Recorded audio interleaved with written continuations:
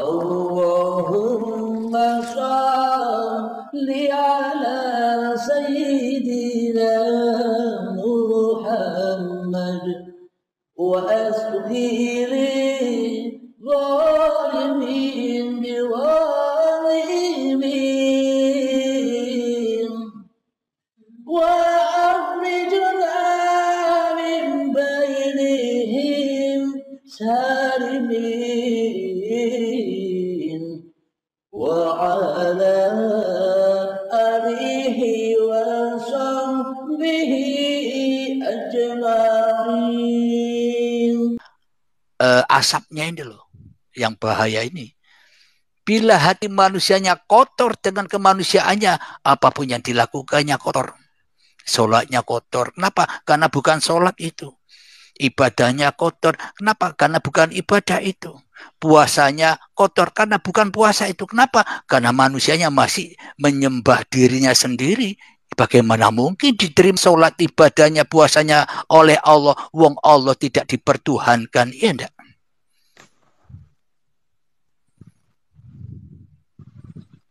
Bisa dipahami kan, Mas? Gampang kan? Kalau untuk ini, Mas, kalau untuk cita-cita, kita keinginan, mungkin namanya manusia kan wajar tuh pengen ada atau pengen punya ini atau punya ini. Itu bagaimana kalau manusia seperti itu? Ya kita pengennya itu ya sambil doa misalnya. Ya Allah saya pengen ini atau itu bagaimana? Ya ini sebentar Kang Mas ya. Waalaikumsalam warahmatullahi wabarakatuh. Ada pertanyaan yang dimaksud taholi dan tajali gimana ya Pak Yai? Nah, taholi, tajali, tahali, tajali. Sama saja itu dengan syariat. Taholi itu syariat.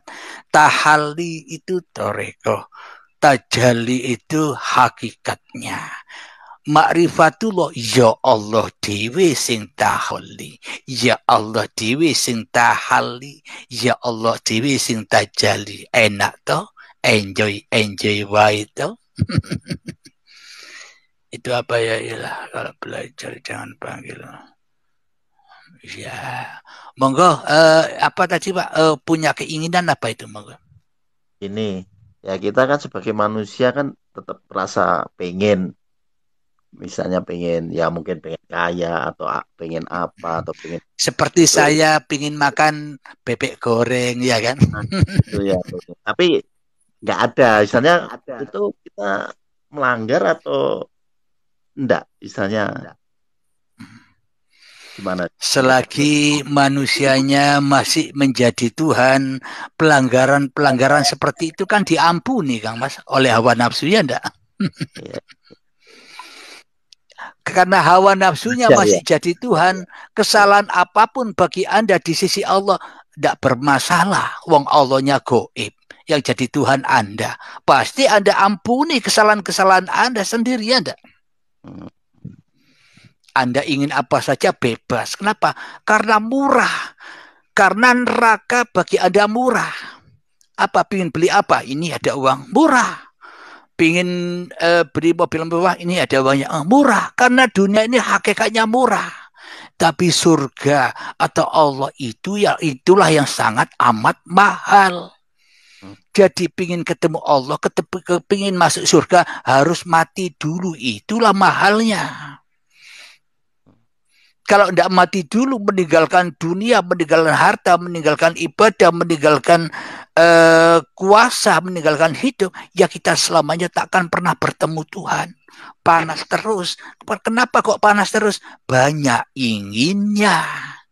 Ora leren-leren, bari pingin ini keturutan, si pingin iko mane, keturutan tambah mane, orang ono marine ya ndak Mas?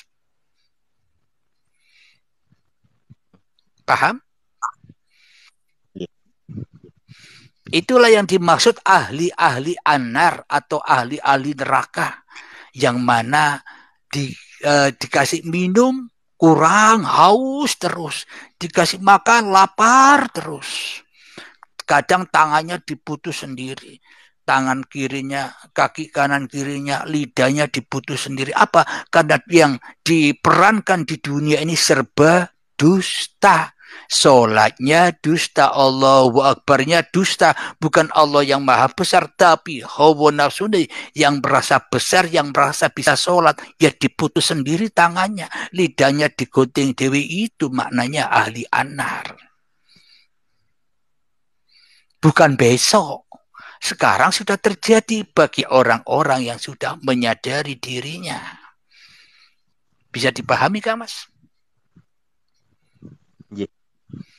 Ayo, tanya apa lagi? Jadi maknanya kepingin, ya kan? Kepingin atau keinginan rasa ini ya tergantung manusianya. Kalau manusianya sudah kembali kepada Tuhannya, ya itu inginnya Allah. Inginnya Allah, kehendak Allah, kuasa Allah, aman, bebas. Tapi kalau yang wujud masih manusianya, pasti ya inginnya manusia agar memanaskan hati manusianya. Tapi bila manusianya sudah kembali kepada Allah, mana ada ingin lagi. Yang ada hanya inginnya Allah, yang ada hanya rasanya Allah, yang ada hanya kehendak dan kuasa Tuhannya. Itulah iman kepada qada dan qadar, ketika manusianya iman kepada hari akhir kemanusiaannya, yakni sudah mengkiamatkan manusianya, maka bangkitlah manusianya untuk menghadapi qada dan qadar. Disitulah letak ke-enjoyan manusianya sebagai manusianya. Kenapa? Karena manusianya sudah di dalam genggaman perbendaharaan Tuhannya. Bisa dipahami, Kams? Yeah. Gampang enggak? Yeah. Gampang kan? Nah, gampang. Memang kalau kajian dari atas turun ke bawah enak, kena semua. Tapi kalau kita ngajinya dari bawah, jangankan berbeda agama, sama-sama agamanya. Ayat 1 bisa pecah jadi 73 pemahaman. Ya enggak? Ayat 1. Belum agama yang lain, ya enggak? Sulit, pusing. Karena masing-masing manusia berasa benar sendiri atas dalil-dalilnya. Karena dalilnya dalil yang di luar, ribut manusia. Tapi kalau kita naik dari berangkat dari Allah, dari atas, kita pakai dalilnya, dalil yang ada di diri kita. Itulah dalil Al-Quran Qadim. Itulah yang indah, yang wajib dibaca untuk setiap manusia, apapun agamanya, siapapun orangnya. Wong semua agama, wong semua manusia ciptaan Tuhan, ya kan, Kang Mas?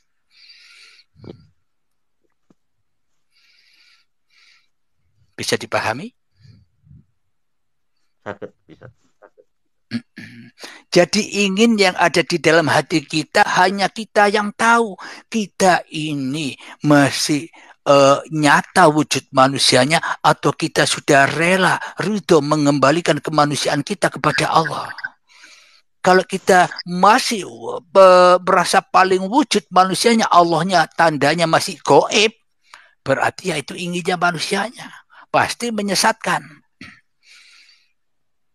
Akan tetapi bila manusianya rela ridho kembali kepada Allah, pasti ingin yang ada di dalam hatinya ini adalah kun fayakunnya Allah berlaku. Contoh yang ringan saja. Ketika aku mau minum kopi, sebelum aku minum kopi ada perintah di sini, kun. Kata uripe Allah, ayo Halim, minumlah, kue ngelak. Nah, itulah kunnya Allah. Ketika sudah diperjalankan badan ini mengambil minuman, dan setelah minuman itu kita tenggak, disuapkan oleh Allah, diminumkan oleh Allah ke tubuh ini, inilah fayakunnya. Maka kun fayakunnya Allah berlaku atas seluruh manusia. Bagi manusia yang sudah sadar bahwa yang wujud hanya Allah, manusianya goib. Menungsone menengo wae, menungsone enjoy wae. Enak toh?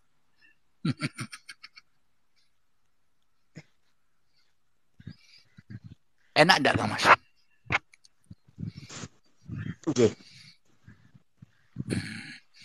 Tapi kalau kita jalannya dari bawah, Kang Mas, butuh puluhan tahun, belum tentu lulus, belum tentu ketemu Allah. pasti ujung-ujungnya menungsane sing rumangsa makrifat.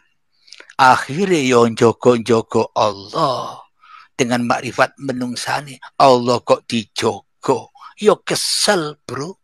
Allah kok dijogo. Ya panas, Bro. Pasti gampang nyalah-nyalah ke liyane. Ya ndak, Mas? Yeah.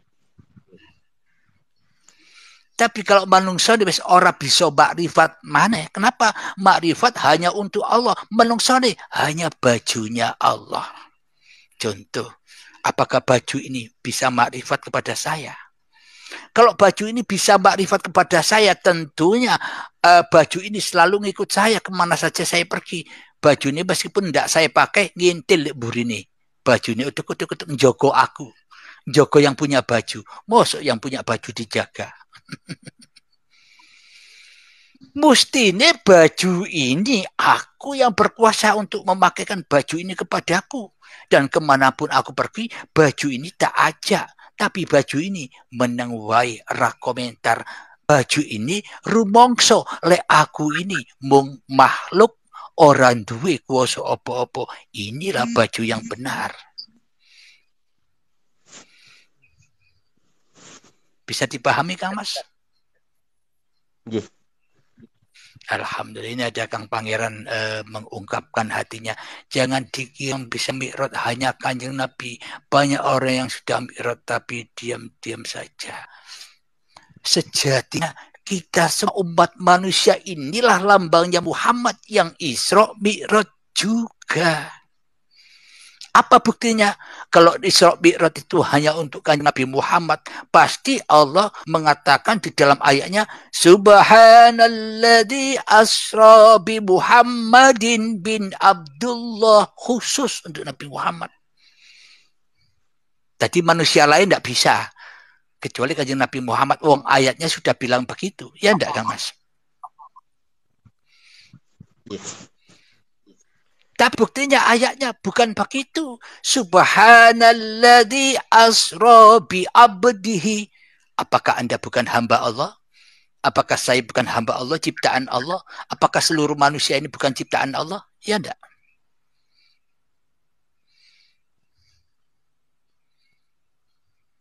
Nah, itulah Muhammad yang selama ini kita kubur di dalam dada kita. Kita ke Mekah, ke Madinah hanya jenguk dohire. Ziarah ke makam Nabi Muhammad dohire. Tapi dek batine Muhammad masih terkubur. Ya ora muncul kerosulane, ora bangkit al-mahdi, ora bangkit Nabi Isa untuk memerangi dajalnya diri ini. Tetap jadi kafarok terus, jadi dajjal terus. Matanya satu yang dipandang hanya kepentingan-kepentingan dunia. Hatinya terpaut dengan dunia. Hatinya untuk gudang-gudangnya dunia. Mata melihat dunia, lebokno gudang, plek. Mata lihat dunia lagi, lebokno gudang, jadi hatinya buta kepada Tuhannya. Kenapa? Karena kebanyakan dunia. Ya enggak, Kang Mas? Jadi untuk bertemu Allah, ya keluarkan ini dunia-dunia dari hati ini. Supaya apa? Supaya bersih lagi seperti bayi. Bayi ketika sampai belum bisa ngaku-ngaku, ini hidupku. Bayi ketika Anda belum bisa ngaku-ngaku, ini badanku, ini mainanku, dan sebagainya. Artinya hatinya masih damai di sisi Allah. Itulah bayi itu. Orang mikir dunia, jangankan memikir dunia, memikir dirinya sendiri saja tak bisa. Ya itulah tempat kembali. Awal dari bayi, bali ening bayi. Awal dari tanah, bali ening tanah. Awal dari surga, bali eyo ke surga. Inna lillahi wa inna ilaihi rojiun. Tidak ada manusia yang kembali kepada yang selain Tuhan. Kenapa? Karena manusia semuanya ciptaan Tuhan. Ini boten, Kang Mas. Yes.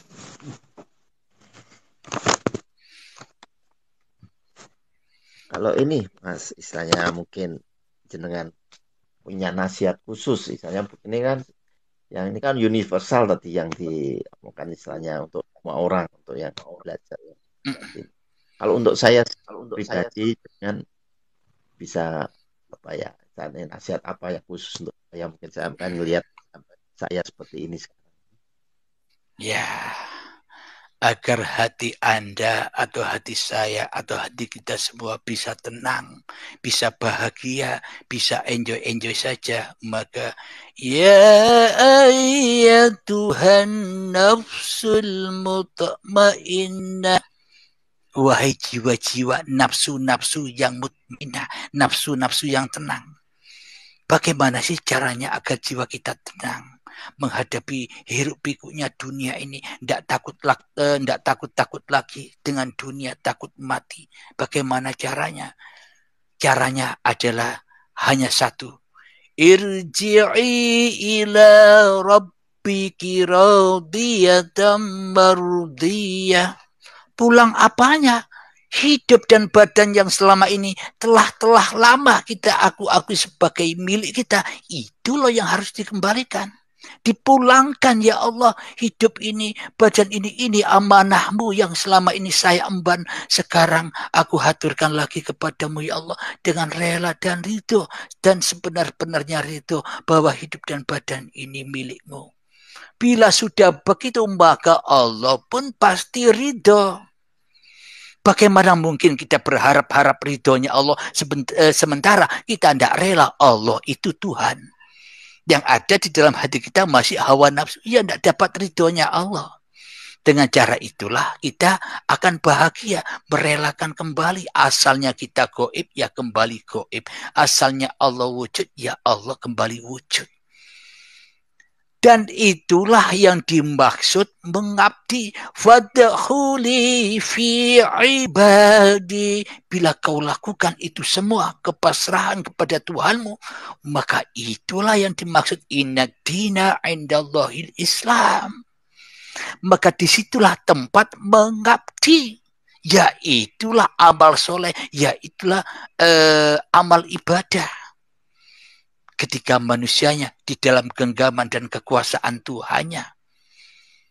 Maka setelah di situ wadkhuli jannati, maka masuklah ke dalam surgaku. Enjoy saja ya di sini ya. Tonton aku, kue menengowai sambil makan popcorn, ben aku sing dadi artisi. Nah, enak dah.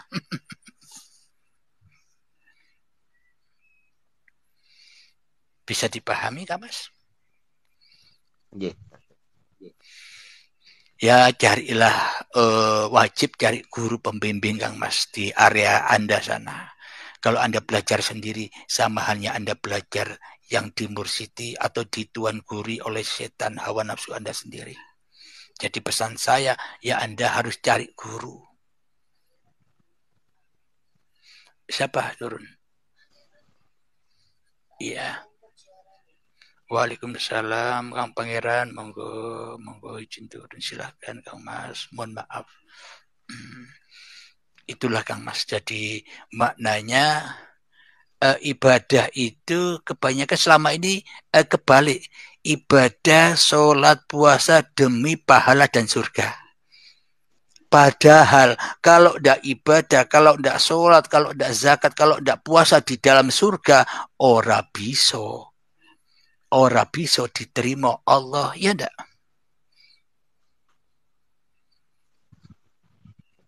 Jadi ibadah puasanya, berbuat baiknya harus di surga dulu. Kenapa? Karena puncak-puncaknya kita menyaksikan Allah di dalam surga. Kalau kita tidak menyaksikan Allah, ya bagaimana kita menyerahkan? Ya Allah, ini sholatku, ini ibadahku, bang Allahnya goib. Akhirnya dimakan sendiri oleh hawa nafsunya, ya enggak? Akhirnya nyembah hawa nafsu dewi. Bisa dipahami Kang Mas? Gampang kan? Gampang. Jadi ya pesan saya, carilah guru pembimbing yang bisa menghantarkan hati Anda kepada Tuhan Anda. Ojo belajar dewi, bahaya, ndak tambah cedek, tambah ado. Lek belajar dewi, akhirnya rumongso makrifat. Loh, lek urip iki Allah, yo berarti aku Allah. Lo tambah panas. Betul. Tambah panas.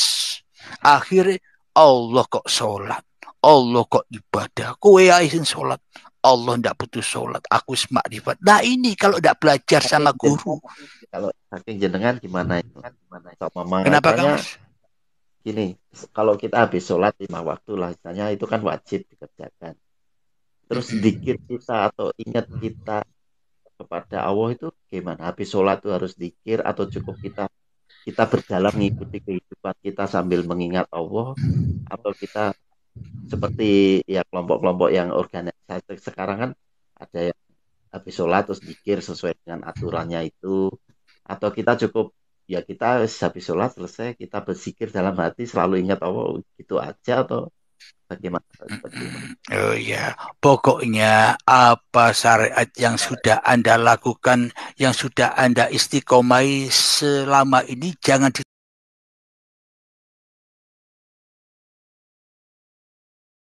Allahumma shalli ala sayyidina Muhammad wa asghiri zalimin biwalimin wa akhrijna min bainihim salimin wa ala alihi